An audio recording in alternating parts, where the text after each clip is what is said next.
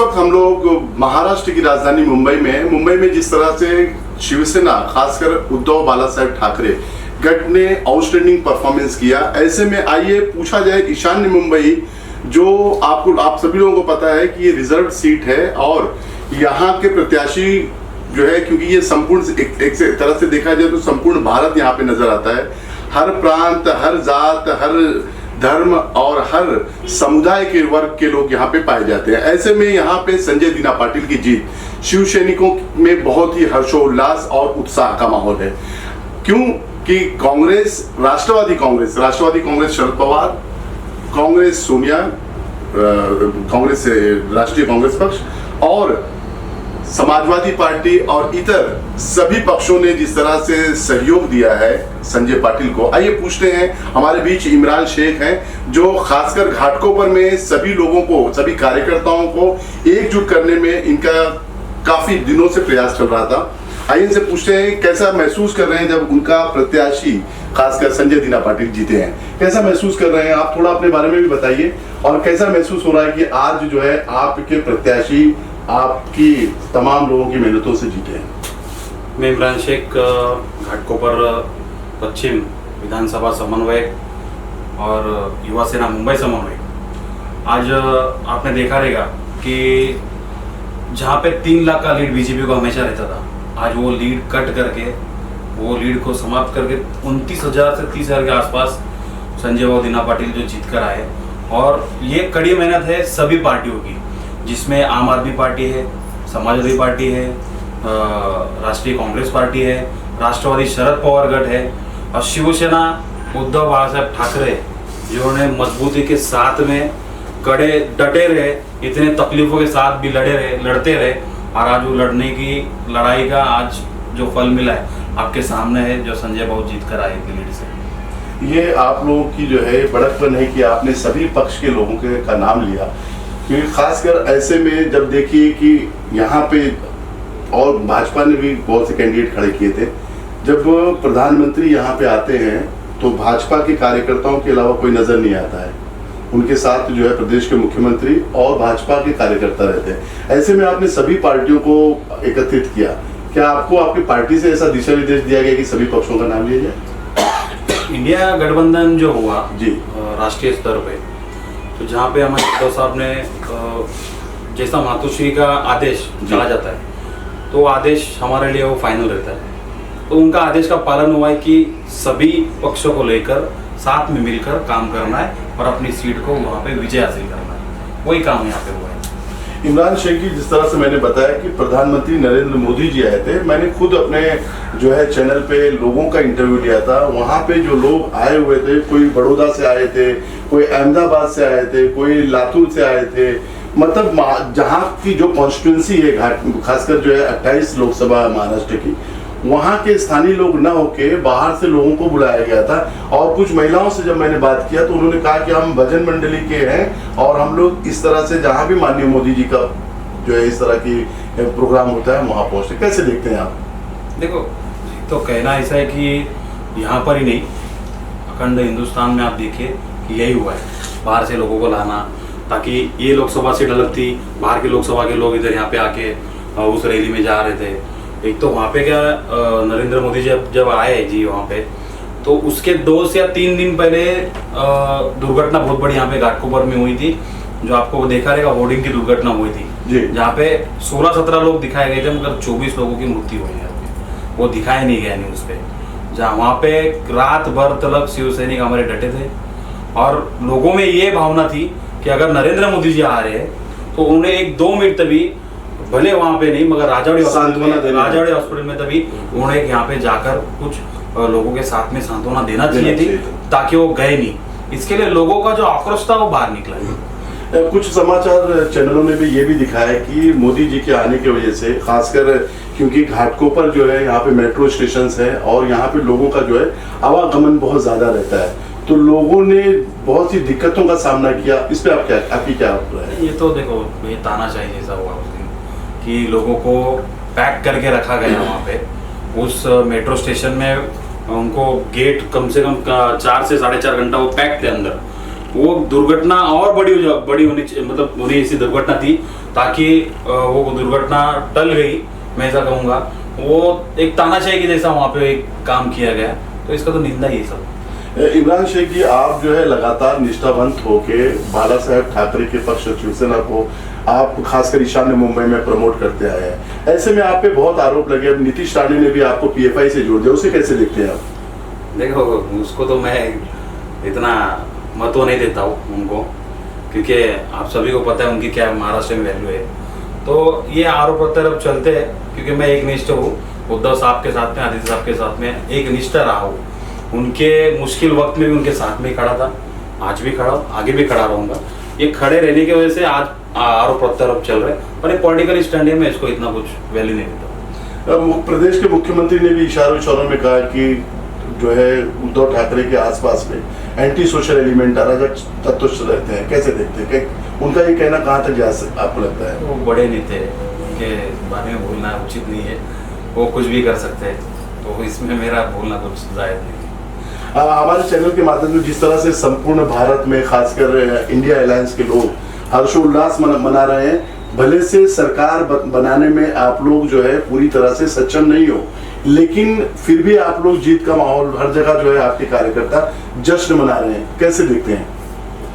नहीं, देखो कि इंडिया में इंडिया अलायंस जो इंडिया आघाड़ी जो हुई थी, आज लोगों ने दिल से उनको चाहे और लोगों ने विकास के मुद्दे पे वोट दिए।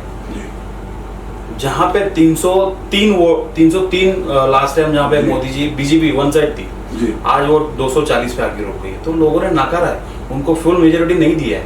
फिर भी आज सरकार 2 दिन अभी आप जाने दीजिए, 2 दिन के बाद में देखो क्या होता है, किसकी सरकार बनती है या नहीं बनती है।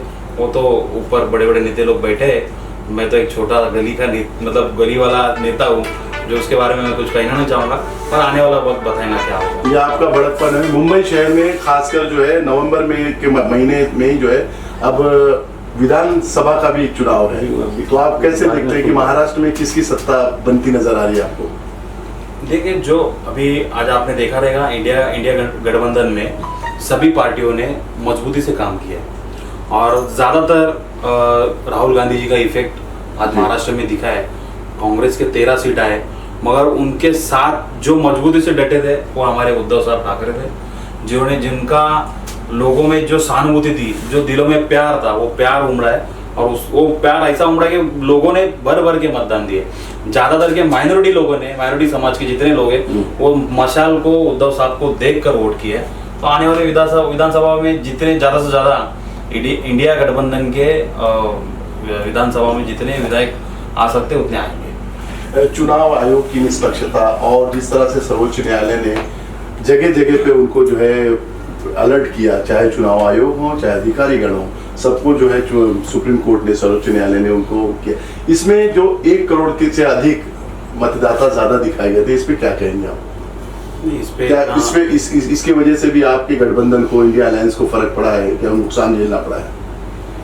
नहीं, नुकसान झेलना पड़ा है मैं तो कहूँगा जी, क्योंकि कई जगह पे ऐसा हो कि फेक वोटर से जी पहले ही साई लगा रहे थे हाथ पे जी, आधार कार्ड भी ले रहे थे साथ में, पहले ही बोले उनका वोट मतदार हो गया है, बाहर के वोटर्स ला के सब करा है। ऐसा 1 करोड़ के आसपास तो आप कम बता रहे हैं, मेरे ख्याल से तो ज़्यादा है। वो उसकी वजह से हमको नुकसान भी और उनको फायदा हुआ है। सब पाँव के नक्श मंजिल का पता देते हैं, कौन किस शान से गुजरा है बता देते हैं। हमारे बीच कुमार पांडे जी हैं, जो नगर सेवक रह चुके हैं इसी विभाग में और शिवसेना उद्धव ठाकरे के निष्ठावंत कार्यकर्ताओं में आज इनके पक्ष का सांसद यहाँ से चुना गया है। आइए इनसे पूछे कैसी इनकी प्रतिक्रिया है। कुमार पांडे जी, बहुत बहुत आपका स्वागत है हमारे चैनल में।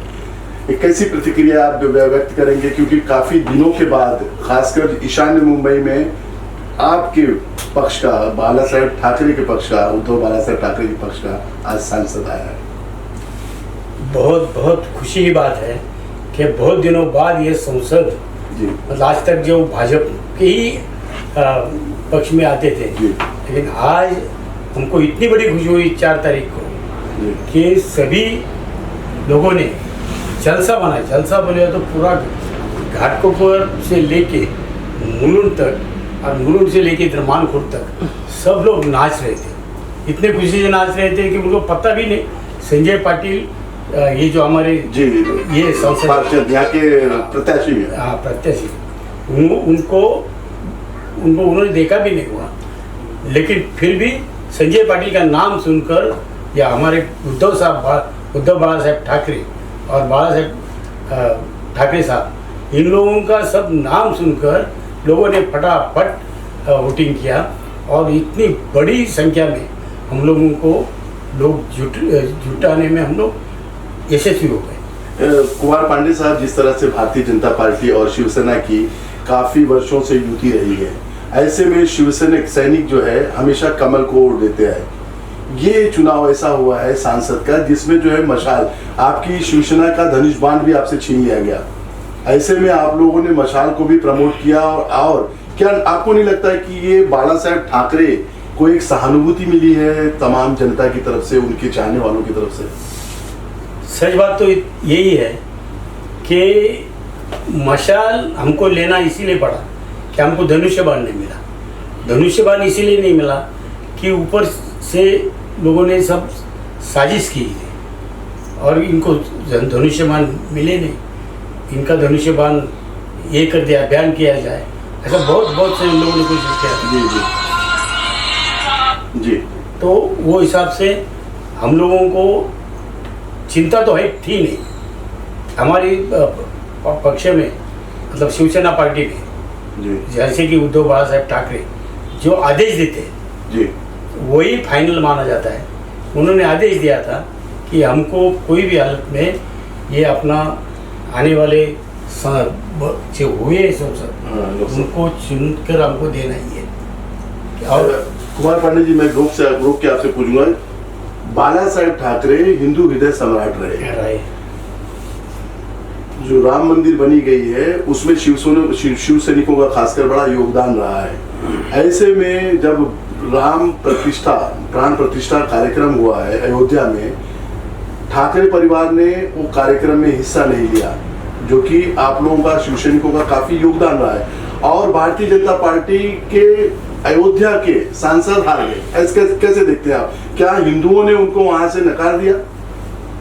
सच बात तो यही है कि उद्धव साहब जी ये प्रोग्राम के लिए बिल्कुल मतलब खुश तो बहुत थे जी, लेकिन उनको जिस तरह से अपमानित किया गया, मतलब आमंत्रित नहीं किया गया, उसी हिसाब से उद्धव साहब, दुनिया में एक ही भगवान है, श्री राम जी, हमारे लिए तो श्री राम है जी जी, औरों के लिए और अल्लाह है, लेकिन हम लोगों के लिए ये श्री राम का जो मंदिर है जी, भले वो अयोध्या हो या नासिक हो, उद्धव साहब ने तब तुरंत डिसीजन लिया, निर्णय लिया कि हमको नासिक में जाकर श्री रामचंद्र जी का दर्शन करना है, पूजा करना है, और उन्होंने उधर किया।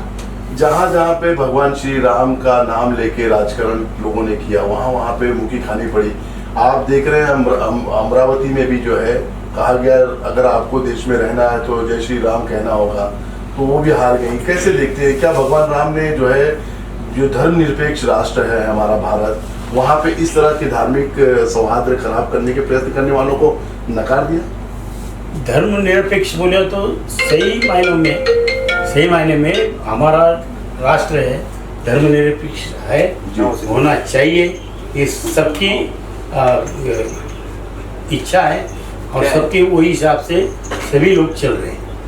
ये हमारे बीच कुमार पांडे जी थे, शिवसेना के कार्यकर्ता, वरिष्ठ कार्यकर्ता है। उन्होंने ये बेबाकी से सभी प्रश्नों के उत्तर दिए जब इनसे पूछा गया कि जिस तरह से जो है बाला साहेब ठाकरे हिंदू हृदय सम्राट हैं, उनके बेटे को खासकर पहली बार जो है लोकसभा का चुनाव हुआ, क्या लोगों की सहानुभूति का भी मत मिला? तो इन्होंने कहा हाँ, उनको भी मिला। और जब धार्मिक सौहार्द की बात की गई तो इन्होंने कहा कि भारत एक ऐसा गुलदस्ता है, सभी धर्मों का देश है, धर्मनिरपेक्ष देश है, और यही हमारे लिए बहुत गौरव की बात है कि भारत एक धर्मनिरपेक्ष देश है। मैं सैयद गुलाम हुसैन, मुंबई से, RSS टाइम्स के लिए। हमारे चैनल के साथ जुड़ने के लिए सब्सक्राइब करें और बेल नोटिफिकेशन दबाना ना भूलें।